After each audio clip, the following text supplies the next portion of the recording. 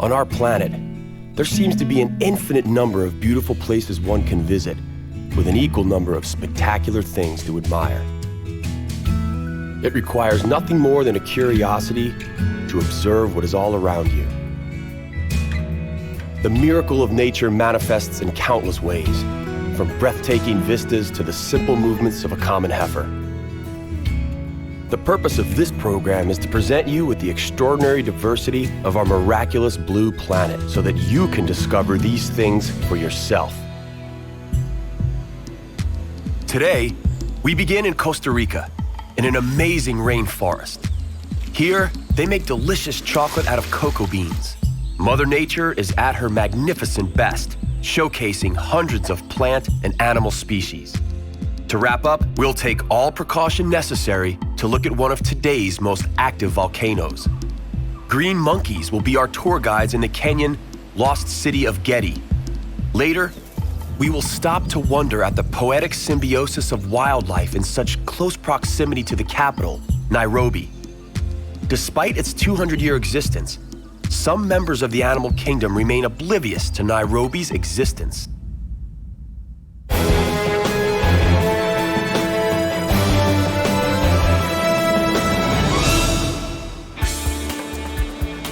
A green belt of land lays between Nicaragua and Panama.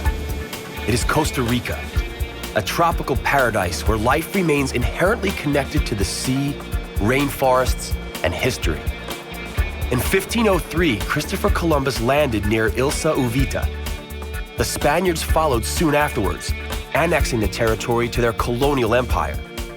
After being on the losing side of the Spanish-Mexican War in 1821, the Spanish could not stop the Costa Ricans from declaring independence. Inspired by nature's bounty, they named their land the Rich Coast, Costa Rica.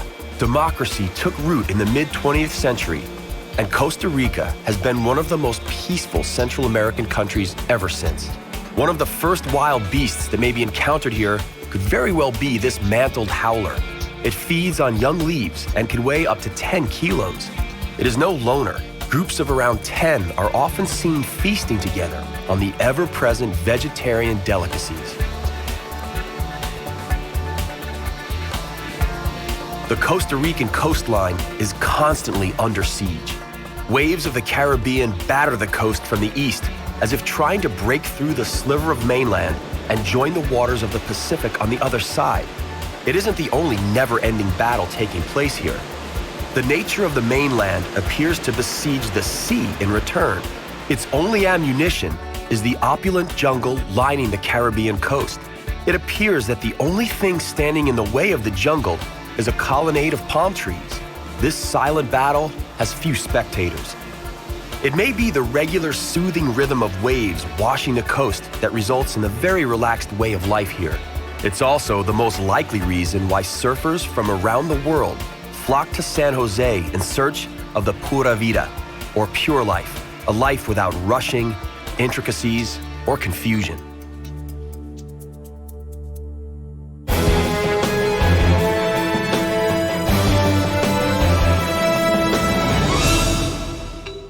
It is very advisable to wear neoprene shoes, boots, or Wellingtons when entering the Costa Rican jungle.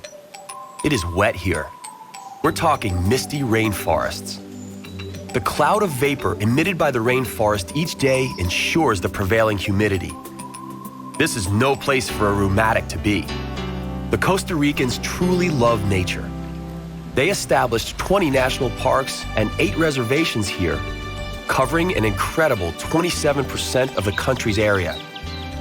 Bird watchers can admire over 850 types of birds, one of which is this boat-billed heron.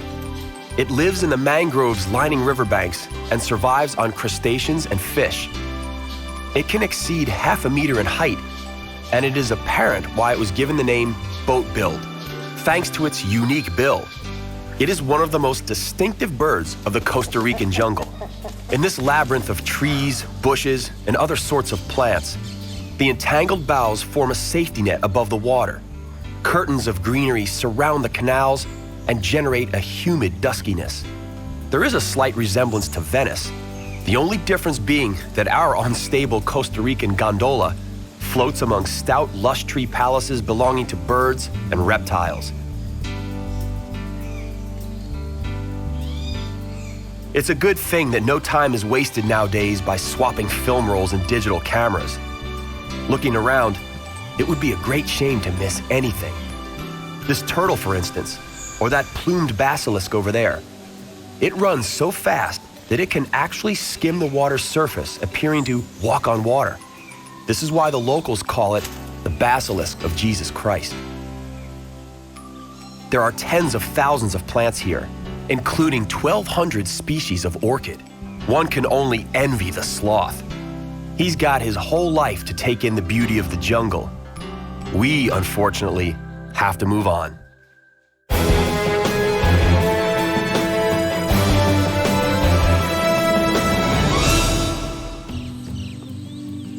Cocoa trees grow all around a small house, otherwise enveloped by the jungle. Mrs. Ileana collects the cocoa beans, which she later barters for other foodstuffs at the market. What she doesn't barter, she uses to make chocolate. Don't be fooled by the name. The inside of the cocoa bean is not nearly as sweet as you might otherwise expect. The cocoa bean has a long journey ahead of it before it lands on our tables in the form of a luxurious treat. First, the beans are sliced open and placed in a chest where they are left to ferment for 4 days. Each fruit has about 50 beans. Having fermented for 4 days, each of these beans must then be left in the sun to dry before being roasted over the fire. The brown color signifies that the beans are now ready for the next phase, battering the beans so that the remaining pulp separates from them. The pulp would ruin the taste of the chocolate. Mrs. Ileana's grandma sieves it to get rid of all the impurities. When that's done, she handpicks the best beans. The result is a brownish powder which, to some extent, resembles chocolate. However, there is still something missing. It's now time for the final step in the production of pure, ecological bio-chocolate. The powder is mixed with water and cane sugar. This recipe is ancient. It goes back to the time of Montezuma, the Aztec ruler, who considered cocoa drink a delicacy. The Aztecs were more than aware of the aphrodisiac nature of chocolate. The word chocolate comes from the Aztecs. At last, the chocolate is wrapped in banana leaves. First, it is necessary to heat the leaves to make them flexible and prevent them from breaking when folded. The grandma painstakingly molds the chocolate.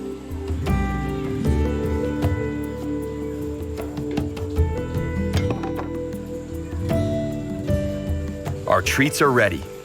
Those may come in handy as we are now headed toward the distant waterfalls and a murky, forbidding volcano. Let us bid farewell to cocoa beans and the lovely handmade chocolate. The Costa Rican landscape is a gold mine in the eyes of developers. So much room and unused space. The Costa Ricans are duly proud. The Costa Rican government attempted to implement asphalt road building on a number of occasions to no avail. Despite the obvious fact that roads would have facilitated transportation and improved life in general, the locals refused. They are content with what they have and feel no need to deface their country with industrial and tourist infrastructure. And so it well may be that in a couple of decades, we will visit Costa Rica as one of the few remaining paradises left on Earth. If the Costa Ricans had a different mindset, Salto San Luis, located in the Monteverde province, would have been condemned to empty beer cans and other trash, rather than the magnificence of the surrounding rainforest, streams, and even this 2-story waterfall. The threat of unchecked tourism continues to loom over the natural wealth of Costa Rica. This is why the Costa Rican government devised a system of hanging bridges over the misty rainforests in the national parks. Visitors may thus admire the beauty of the rainforest without trampling plant life or stressing the animals. And of course, you can't pull up plants as a souvenir if you can't reach them. This experience could be rather unpleasant for those afraid of heights or suffering from vertigo. Count yourself lucky if you are not one of them. You can take advantage of the intricate system that allows you to be hauled even higher, where you can admire the rooftop of the rainforest. It can be a breathtaking, awe-inspiring, adrenaline-pumping experience, and more than well worth it. Each tree is a world of its own, a real green microcosm in a great green macrocosmos. A few hundred years ago, the Spaniards were disappointed not to have discovered any gold in Costa Rica. At that time, they failed to notice the treasure all around them.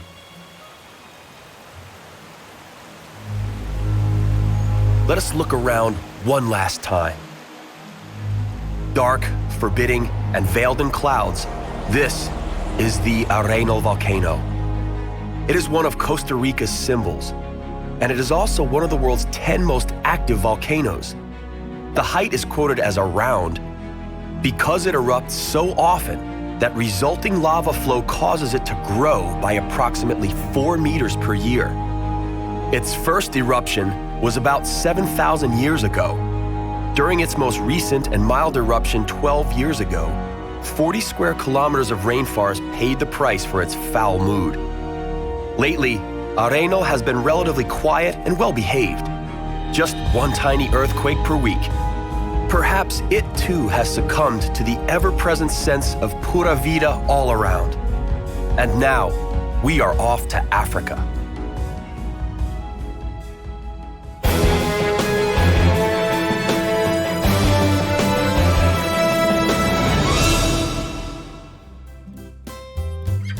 Welcome to the Kenyan coast, bathed by the Indian Ocean.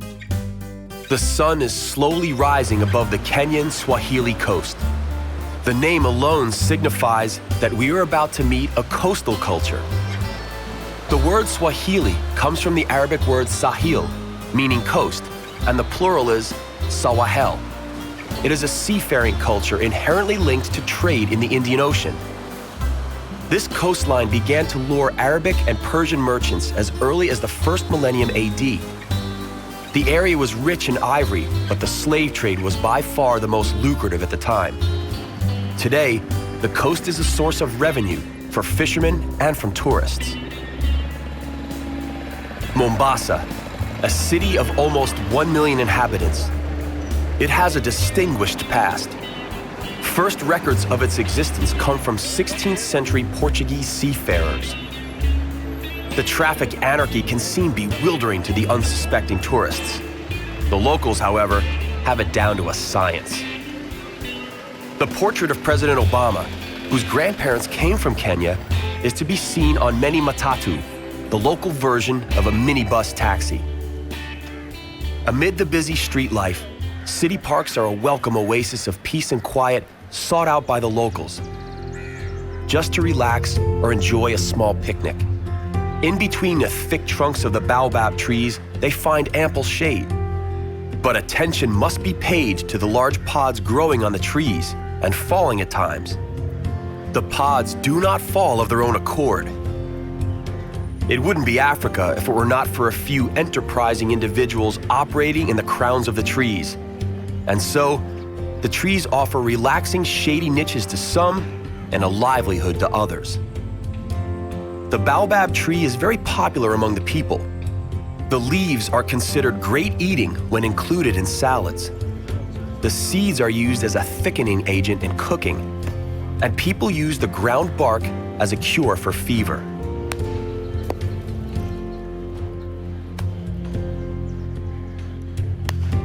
Collection of this fruit may seem a risky business, but the wide boughs are sidewalks to the feet of an experienced collector.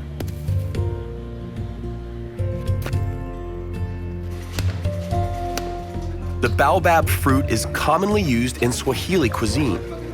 It offers more vitamin C than oranges and provides more calcium than cow's milk. It is often referred to as the fruit of the future. One of the most sought-after commodities in this part of Africa is candy made from baobab fruit. The pulp, called mabuyu, is cleaned of the fibers. The fibers are utilized in the making of purees and as an additive to milk. No kitchen utensils required here.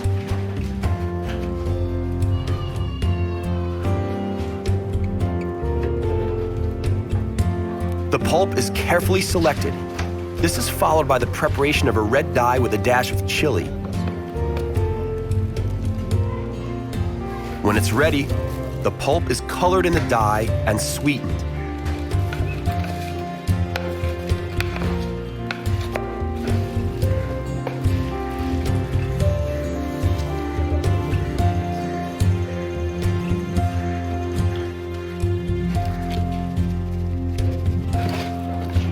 And there it is, a candy treat. The baobab is, indeed, a tree worth singing praise to, not just due to its sheer size, but because of how practical it is.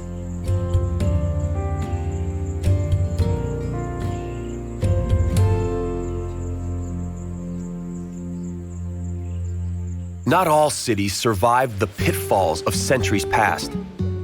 For unknown reasons, life suddenly vanished from the city of Getty at the end of the 17th century. The city is veiled in mystery. Though no official records exist, the expanse of observable ruins gives silent testimony to the wealth and glory of Getty. In the first half of the 20th century, archaeologists unearthed the remains of a port and a tomb dating back to the end of the 14th century. Neither gave away any secrets. It is almost as if Getty was cursed, or that something wanted to deny it ever existed at all. It is a place perfectly suited for an H.P. Lovecraft story. The city was devoured by the jungle, and its ruins are now occupied by a troop of green monkeys. Their monkey ancestors may have lived here a few hundred years ago, but they also didn't keep any written records. The sheer size of Getty, as well as its mystery, is breathtaking. Baobab trees are to be found here, too, and the green monkeys aren't about to miss out on the tree's delicious fruit. Green monkeys live in great troops, and the hierarchy within the troops is infallible. According to many scientists, these monkeys are able to articulate threats they sense from other animals. They use a specific screech, for instance, when a leopard lurks nearby. They will use a screech with different characteristics when they spot a snake or see an eagle. At a very young age, monkeys learn the sounds from their elders. Similar to naughty adolescents, they derive great pleasure and entertainment from freaking out the adults using these warning sounds just for the heck of it. The mother monkeys have no tolerance for such silly pranks and are determined to teach their young good manners. The youngsters are in for a good walloping. That is, if the mothers manage to catch them.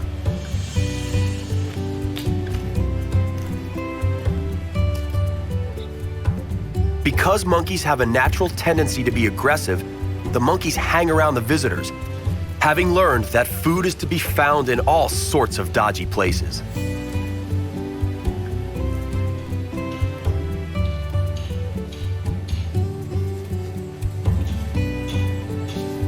Monkeys are not the only animals thriving in the surrounding forest. This is the single largest stretch of solid coastal jungle in East Africa. Eucalyptus dominates here, and the illegal exploitation of timber has taken its toll. For the time being, the jungle is holding its own. It is large and vast. As a result, animals are able to continue to find refuge there. An abundance of endangered bird and butterfly species gather here, as does a herd of elephants. Unfortunately, the growth is too thick and impenetrable for us to see them. A man without a donkey is a donkey. This is one of many Swahili proverbs.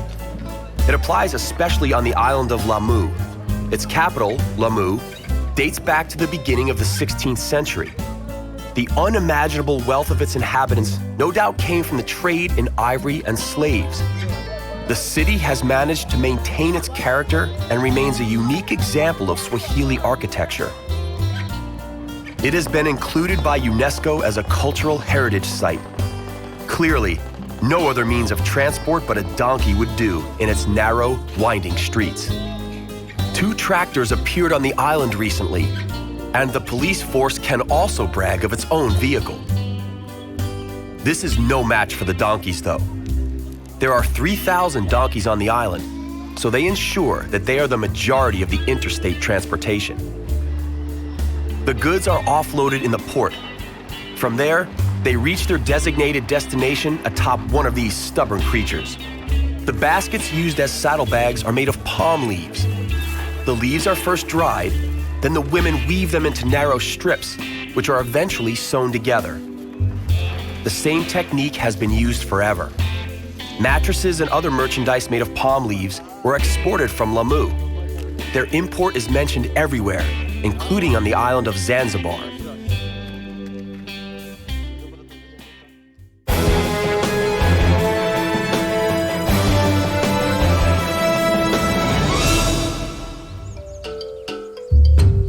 Kenya's capital, Nairobi, is nicknamed Nairobbery because of its staggering criminality. Even though these animals are living in what amounts to the city's suburbs, these zebras and wildebeests haven't got a clue. They live peacefully within sight of the city, but at the same time sufficiently far away from it.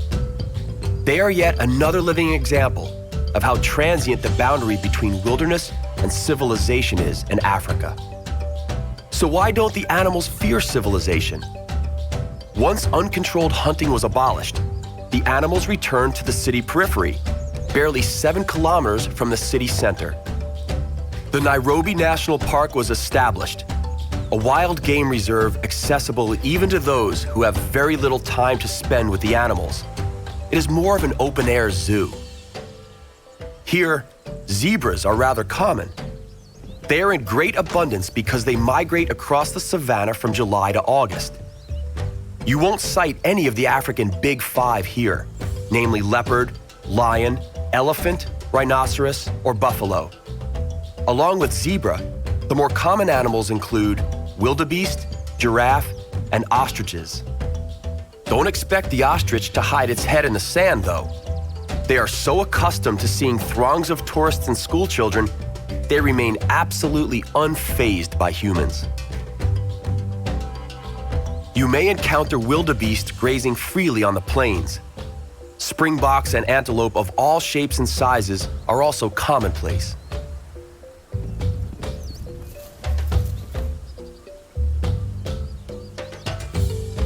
Herons prudently thrown at waterholes. Waterholes are essential for the survival of all in the savanna, and generic animosities are forgotten here. Giraffes float by majestically, looking down upon the world. They deserve their God syndrome, being the living proof of Darwin's evolutionary theories. They stretched so far and so long to reach the highest and furthest growth that they survived. Evil gossip has it that Darwin only reached this conclusion having heard from the natives and taken for his own the legends on how the giraffe originated. But that is an entirely different chapter. For the moment, we are still in the Nairobi National Park, and we can take pleasure from nature untroubled by human intrusion. The sun begins to set over Africa, and with it, ends our ventures into the stunning Kenyan and Costa Rican jungles. But for how long will we have the ability to enjoy these jungles? For only as long as we are willing to accept the responsibility of being good stewards to the land and our environment.